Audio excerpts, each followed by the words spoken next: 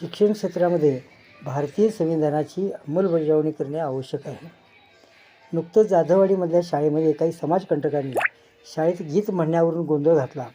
त्यावेळी ही गोष्ट लक्षात आली. शाळा कॉलेजच्या आवारात मुख्याध्यापकांच्या किंवा प्राचार्यांच्या परवानगीशिवाय कुणाला प्रवेश घेता येत नाही, पण घेतला तर यात फौजदारी करता येते. या मुद्द्याचा वापर आता या शाळांनी कॉलेजनी करायला पाहिजे.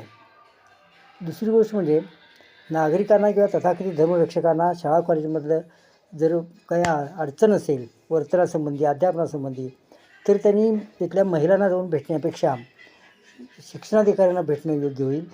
तिथं त्यांनी तक्रार करावी.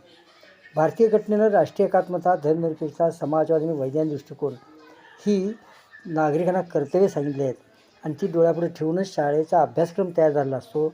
अभ्यासक्रमपूरक कार्यक्रमसुद्धा त्याला धरूनच करायचे असतात.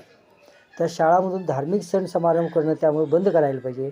राष्ट्रीय सण त्यांनी करावेत. तसंच शाळामध्ये धार्मिक देवदेवतांचे फोटो पुतळे बाजूला काढावेत आणि तिथं भगतसिंग, शाहू महाराज, फुले, डॉक्टर बाबासाहेब आंबेडकर इत्यादींचे फोटो लावावेत. शाळांच्या सहली काढताना राष्ट्रीय स्मारके, ऐतिहासिक स्थळे, उद्योगधंदे यांना भेटी द्याव्यात. त्या तीर्थयात्रा नव्हे, काल्पनिक देवदेवतांच्या कथा सांगून, गीतं शिकवून मुलांच्यावर सनातनी, कालबाह्य, धर्मांध विचार लादू नयेत.